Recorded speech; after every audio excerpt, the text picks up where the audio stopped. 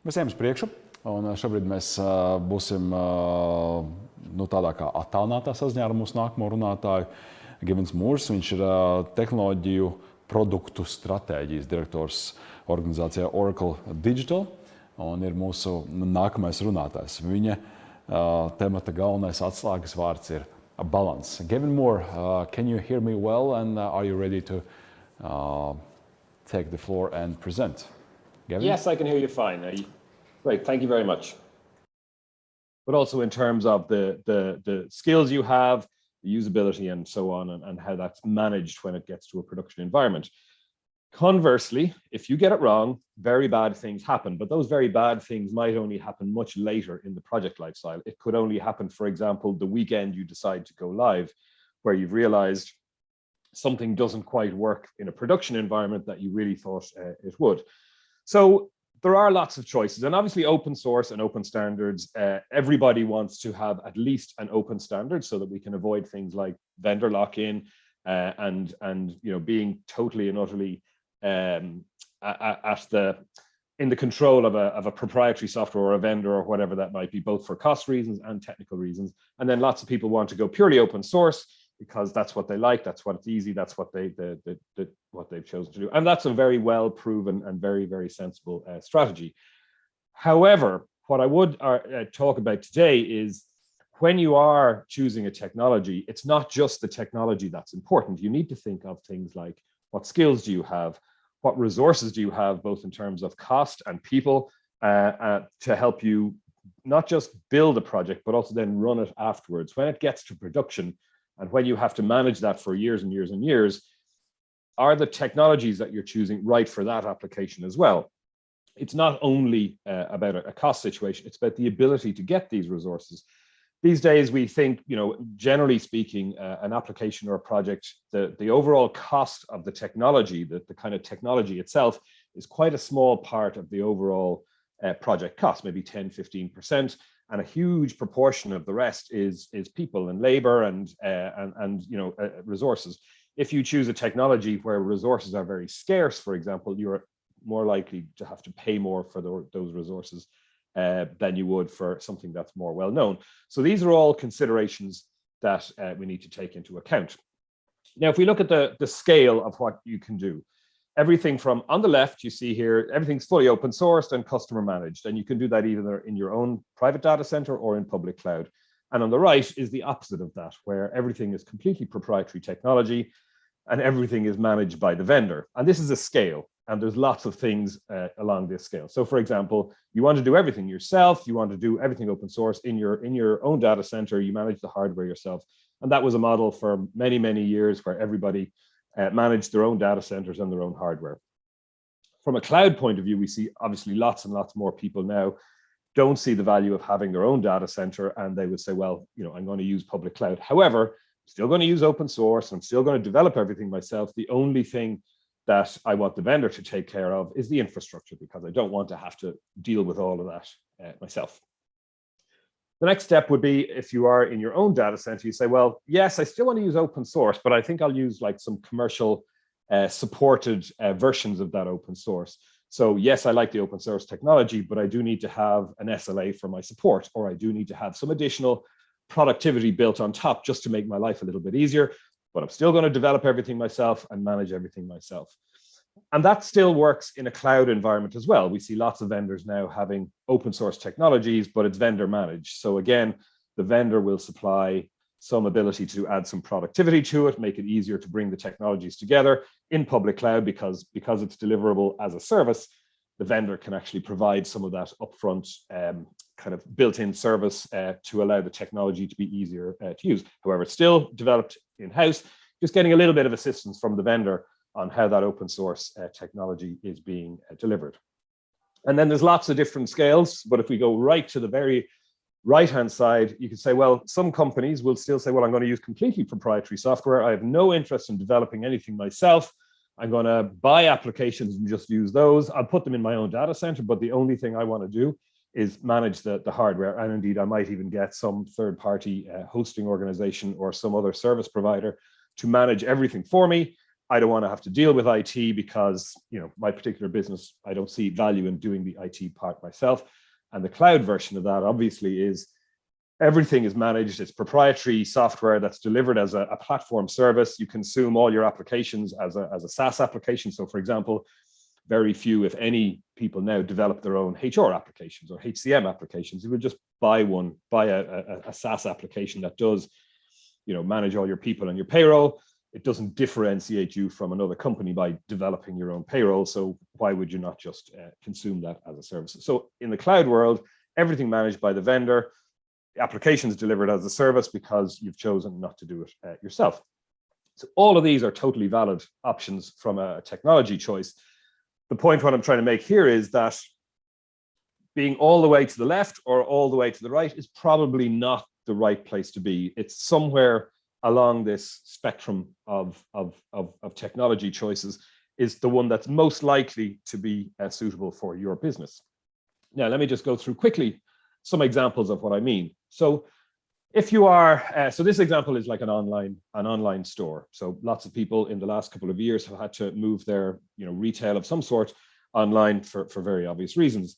So what you want to do is you say, well, I've lots of data and I want to create like a recommendation engine for my online store to say, well, if the customer looks like this, here's the products that I want to sell them. And I want to use some machine learning and some artificial intelligence to build a recommendation for my products that will propose new products to people coming onto the online store. Very sensible thing to do and what lots of people are already doing. So you get your data scientist and you say, great, here's all the data.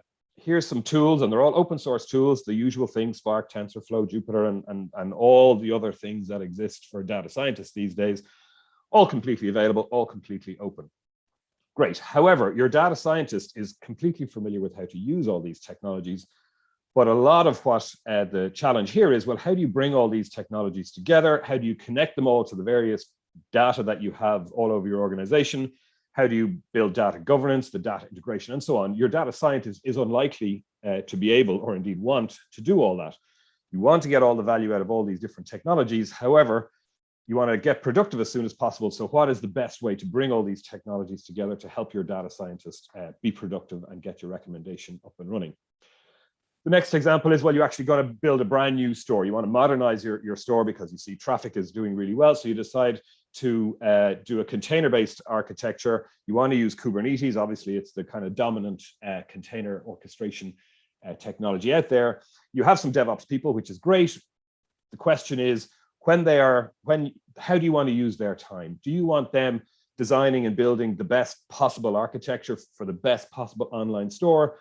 Or do you want them in the background building all the automation for the DevOps, making all the testing and all those other things that are really, really important in a DevOps world, the automation? Do you want them spending time on that or making your application as good as it can be? Resources are limited. Your option is hire more people or really focus what these people need to do. So again, if you're a retailer, does having somebody building all this admin, orchestration and admin in the background, does that actually make you a better retailer? Or are there other options that you'd like the technology to be doing for you? Next example is the data management. So if you have an online store and you decide to use a microservices architecture, chances are in your online store, you might decide, well, my product catalog will be one service and the shopping cart will be another. All the logistics around supply and delivery, that could be another service, and all that data needs to be managed in some form of repository. Now, if you have multiple data repositories, obviously transactional consistency is important because otherwise customers will have a bad experience and that's a very bad thing.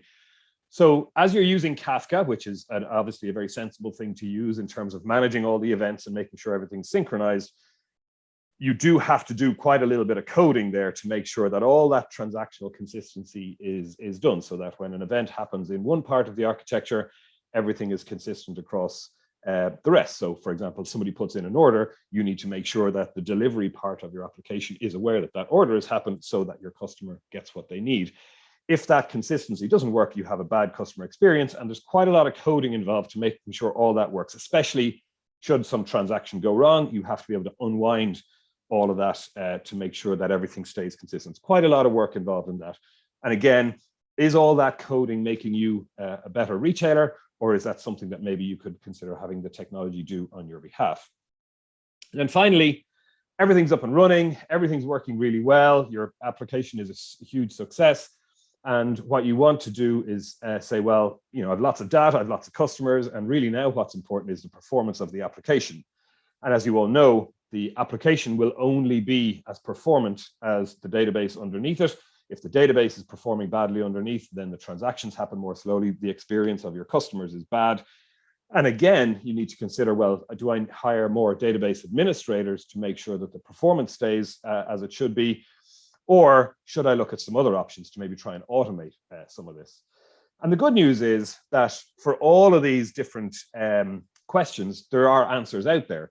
Some of them may or may not be a fully open source solution. It could be some proprietary technology in there. Everything still allows you to stay completely open, but it does solve some of these problems. So for example, the data science option, to use all those open source technologies is completely the sensible thing to do, because everything is changing so fast in the world of data scientists that yes, of course, it's a good idea to use open source because things are still developing and it gives you that openness to be able to move and change. However, there are lots of platforms out there now that take all those technologies and create a sort of a workbench for a data scientist to say, well, here's everything set up for you. You still use all those open source tools, but here's a kind of a workbench that you can just drag and drop these tools in. And in the background, all of the data connection and data governance is done for you. The workbench itself could be a proprietary technology, but it does still allow you to stay completely open. Likewise, in a DevOps world, Kubernetes still is or can be quite a complicated thing to work with. There's still lots of work going on to make it more usable and so on. And again, all the major cloud vendors these days, if it is cloud that you intend to use, provide varying different degrees of proprietary functionality to make Kubernetes easier to use. So for example, you still use a Kubernetes, you're still using all the open standards, but there's a layer of productivity and a layer of kind of hardiness on top of that allows you to do things like disaster recovery, administration, automation, all that kind of thing. And depending on which vendor you choose to use, that will be more or less staying with the open, completely open source and open standards of Kubernetes. Getting a little bit more into the proprietary technology, in a Microsoft microservices world, that transactional consistency, you have to write a lot of code to work with Kafka to make sure all those events are propagated throughout the entire architecture. There are now databases out there, database technologies that completely manage all that transactional consistency straight out of the box. And again, yes, that's proprietary technology, but you need to consider, is it the right thing for your business to be spending money and resources on all that coding when you could just actually consume that as a database service or buy the database and have that done?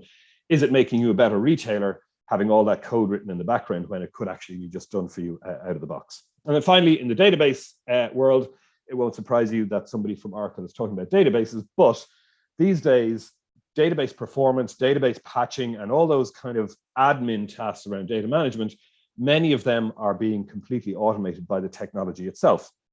You don't necessarily need to have a database administrator making sure the database stays, performance stays high. The technology can do it itself. So what? The important thing I think that I'm trying to say here is that when you're considering a technology choice, don't just have a technology strategy and say, well, we're only going to use this type of technology. For every application, there is a right technology, and that right technology will have technical reasons, technical considerations, but also business considerations. If you're a retailer, if you're an online retailer, you need to consider, well, does all this coding, all this administration, all this back office technical work, is doing all that yourself making you a better retailer? And if it's not, then I would definitely say, well, why not acquire some technology, stay open for sure, but acquire some technology, even if it is proprietary, to say, this is going to help me be a better retailer. This is going to help me have better business outcomes, even though it might not be fully open source technology and mightn't be exactly what I want, but it is going to make your business better. And as long as you still have that openness and you avoid that vendor lock-in we spoke about, then maybe that is the right thing to do. There is always a right technology for a right application, but it might not always be the thing that is definitely prescribed by a particular technology choice and strategy that you've made. So very quickly, I am an Oracle speaker, so I'm going to spend 30 seconds talking about Oracle, if that's okay with everybody. All of those things that I've talked about are products that Oracle sells, or products or services that we sell. I won't go through each of these individually, but you will get all these slides afterwards, and there's links here to some information that you can use from data science and obviously all the way to our database and our database automation. There's lots and lots of information that you can have there. There is a technical session later on. My colleague Edgar's is running a technical session. I think it's at 1 o'clock your time. The information is all in the agenda. So please do, if you have any technical questions, please direct them straight to Edgar's. But if anybody does have any questions right now, you can let me know. You can try all our technology for free on this link here. And if you want to argue with me or ask me any questions directly, my email address is right there. And please do feel free to reach out. And that's it. So if there's any questions, I think of a couple of minutes, I could maybe take them now. Otherwise, thanks everybody and enjoy your day. Mm-hmm. Gavin, thank you so much for joining us today. I'm checking Slido currently. I don't think that there are questions that are related to the translation and stuff, but not to the contents of your presentation. Anyways, we will have your presentation posted online, the recording of the presentation, so people can watch it again if they feel like. Gavin, thank you for joining today, and we shall continue our program. Thank you.